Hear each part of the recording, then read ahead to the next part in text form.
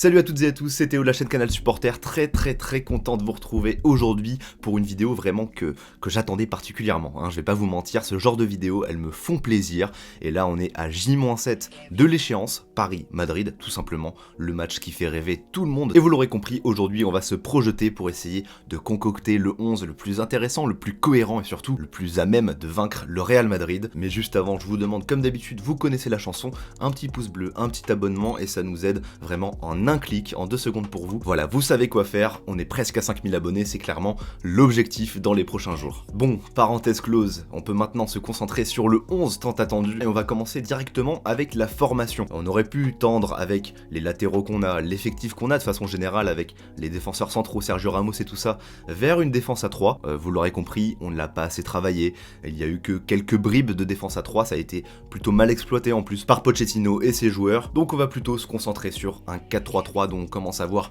davantage l'habitude. Et tu t'en doutes déjà, bien sûr, on va parler largement du cas Neymar, mais juste avant, on commence avec le poste de gardien, et déjà un premier dilemme de taille, et c'est le cas de le dire quand tu as Gigio Donnarumma face à Keylor Navas, c'est très dur de trancher. C'est le jeu, quand tu as deux gardiens de classe mondiale dans ton équipe, c'est super pour la rotation en championnat, dans les phases de poule de Ligue des Champions, tout le monde a à manger, mais au bout d'un moment, il va falloir faire des choix, et donc forcément récompenser un gardien plus que l'autre, et en frustrer un plus que l'autre. Voilà, je pense que dans tous les cas, il n'y a pas de bonne ou de mauvaise situation, de bons choix plutôt. D'un côté, tu as Navas qui, depuis son arrivée au Paris Saint-Germain, nous fait quasiment un sans faute. L'année dernière, avec Kylian Mbappé, c'est tout simplement le meilleur joueur de la Ligue des Champions du Paris Saint-Germain. Mais en parallèle, t'as Donnarumma, meilleur joueur de l'Euro, qui depuis son arrivée au Paris Saint-Germain s'intègre particulièrement bien. Pour lui aussi, c'est un sans faute. Il a fait un premier match de sa carrière en Ligue des Champions phénoménal contre Manchester City. Il a été décisif aussi contre Leipzig où il a arrêté un penalty.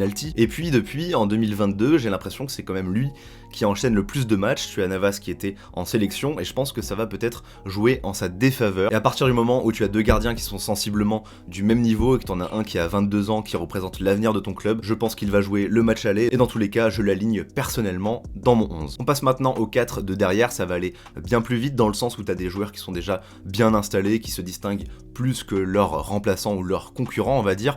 La seule petite nuance que j'apporterai, c'est Thilo Kehrer qui je trouve fait une très bonne saison et le peu de matchs où on le voit, il affiche toujours satisfaction. Et même au poste de latéral droit, je l'ai trouvé très intéressant en l'absence d'Hakimi qui lui aussi a fait une très bonne canne en parallèle. Nuno Mendes lui a vraiment pris en confiance, a explosé sur son couloir, donc vous l'aurez compris, il y aura Kipembe, Marquinhos, Nuno Mendes sur son couloir, et donc Hakimi à droite qui revient lui aussi galvanisé après une bonne canne avec le Maroc, mais je tenais quand même à faire cette mention honorable à Thilo Kehrer qui ne démérite pas. On passe maintenant à l'entrejeu parisien, un secteur de jeu qui fait beaucoup parler, tant il change à chaque match. Tu n'as jamais vraiment de continuité entre les matchs, si ce n'est Marco Verratti qui, soulignons-le, est dans une forme exceptionnelle. Je trouve qu'il est même tellement fort qu'il en est à banaliser ses performances, et ça c'est vraiment le signe des plus grands. Et au-delà de nos individualités qui sont incroyables comme Kylian Mbappé, quand tu as un joueur de ce niveau-là au milieu de terrain qui est capable de tout faire, c'est-à-dire qu'il va récupérer des ballons, il va les distiller, il va le conserver, il va dribbler, qui en plus de ça en ce moment prend tellement de confiance en enchaînant les matchs qu'il tente sa chance. Il a marqué un doublé contre Reims il y a 2 semaines. Et voilà, je voulais vraiment m'attarder sur le fait d'avoir un atout tel que Marco Verratti dont on parle pas tellement, si ce n'est pour dire à chaque fois qu'il n'est pas forcément très fiable, qu'il a beaucoup de blessures, qu'il est après 60 minutes de jeu complètement cramé. Je suis désolé et je croise les doigts pour que ça continue, mais ce n'est plus le cas. Et Marco Verratti maintenant, de la première à la dernière minute d'un match, il est exceptionnel. Bon, c'est bien joli tout ça. Marco Verratti, on sait qu'il va jouer, mais qui va donc l'épauler au milieu de terrain en rappelant qu'on a un milieu à 3. Tu as Paredes qui, je trouve, n'a toujours pas lancé vraiment sa saison, même s'il l'a prouvé l'année dernière contre le Barça et contre le Bayern, il peut se transcender et être vraiment très précieux au milieu de terrain dans les grandes échéances. Mais pour moi, après 4 mois, 5 mois de compétition, j'ai pas envie de faire de paris à la volée, d'avoir trop d'inconnus et de ne pas savoir à quoi m'attendre contre le Real Madrid. Je veux une certaine assurance, un équilibre dans mon équipe, c'est tout le problème de ce Paris Saint-Germain, le manque d'équilibre et de cohérence au sein de l'équipe. Mais là, je pense qu'un milieu de terrain, Verratti, Gueye et Danilo Pereira me semblent le plus équilibré, le plus efficace, avec Danilo Pereira qui enchaîne les bonnes performances, qui lui aussi prend en confiance, tente sa chance, marque des buts, et même si jusqu'ici, voilà, il n'a pas forcément rentabilisé son transfert, qu'il a lui aussi fait beaucoup parler, et je pense qu'au bout d'un moment, il faut commencer à respecter Danilo Pereira, le prendre au sérieux. C'est un profil assez unique au Paris Saint-Germain, qu'on n'a pas au milieu de terrain qui peut aussi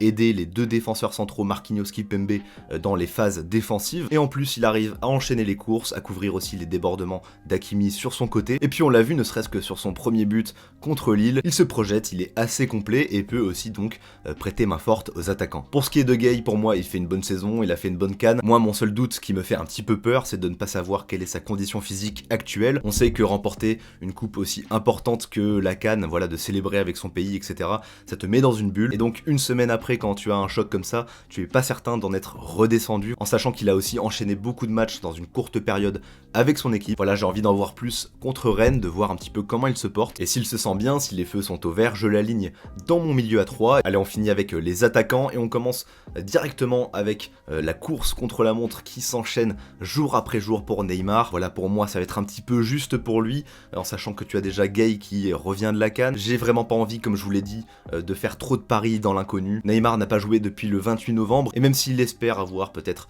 30 minutes à tout casser contre Rennes, ça me paraît très juste pour reprendre directement dans le grand bain contre le Real Madrid, un match aussi important. Après, bien sûr, je ne suis pas dans sa tête, et si on me dit que Neymar est prêt à 100%, bien sûr qu'il sera aligné en attaque, mais voilà, avec les informations dont on dispose, je pense qu'on va plutôt partir d'entrée sur une attaque qui a très bien performé contre Lille, et je pense que pour entourer donc Messi qui sera en pointe avec un placement axial assez libre, on mettra donc Mbappé sur le côté gauche et Di Maria sur le côté droit. Peut-être qu'on aura donc une entrée de Neymar qui, même diminuée, ça t'aide forcément d'avoir un joueur de sa qualité. Voilà, je trouve que Mbappé et Messi combinent de mieux en mieux. On voit quand même match après match qu'ils se cherchent au maximum. Tu as leur petite classique qui avait donné le premier but de Messi en Ligue des Champions, avec cette remise en appui sur Mbappé, la 1-2 toujours au même endroit à l'entrée de la surface. Ça, ils l'ont fait déjà 3-4 fois depuis le début de saison. C'est un mouvement qu'apprécie particulièrement Messi dans sa conduite de balle, car on le sait, et les défenseurs le savent par cœur, Messi à l'entrée de la surface repique dans l'axe, et donc tout le monde s'attend à chaque fois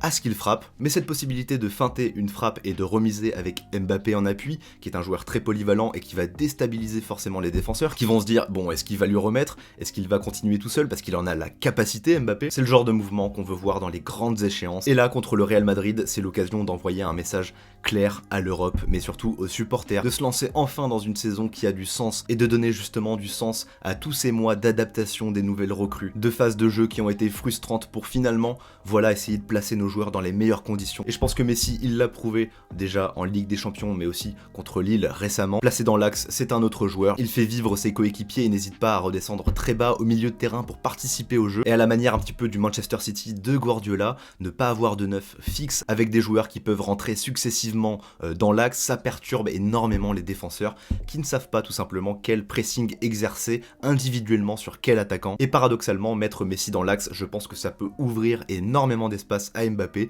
qui part de son côté gauche comme il le fait si bien, pour, on l'espère, repiquer dans l'axe et trouver la profondeur. Enfin, dans ce trio d'attaque, tu retrouves Di Maria qui est certes dans une phase un petit peu compliquée cette saison. Voilà, il est pas forcément sur les standings de ces dernières saisons où pour le coup il était très régulier, très bon, très polyvalent. Après, Di Maria, c'est un magicien dans l'âme. On retrouve toujours dans un match un petit geste qui va vraiment faire la différence. Il est souvent en réussite contre son ancien club, le Real Madrid, donc on espère un grand match de Di Maria. Et s'il te plaît, Di Maria, ouvre les yeux sur ton côté, tu as un joueur qui s'appelle Hakimi et qui lui aussi peut faire très très mal. Voilà pour ce 11 qui me semble très bon, tout simplement, j'ai envie de le voir à l'œuvre. C'est quasiment la même équipe que contre Lille, et pour moi ça a été le match de Ligue 1 le plus abouti cette saison. Évidemment, n'oubliez pas de vous abonner à la chaîne, de laisser un petit pouce bleu, en sachant qu'on va être très actif en ce moment, pour évidemment revenir en large et en travers sur cette échéance qu'on attend toutes et tous, le Real Madrid. Allez, c'était Théo pour vous servir, on se retrouve très bientôt, prenez soin de vous et ciao tout le monde.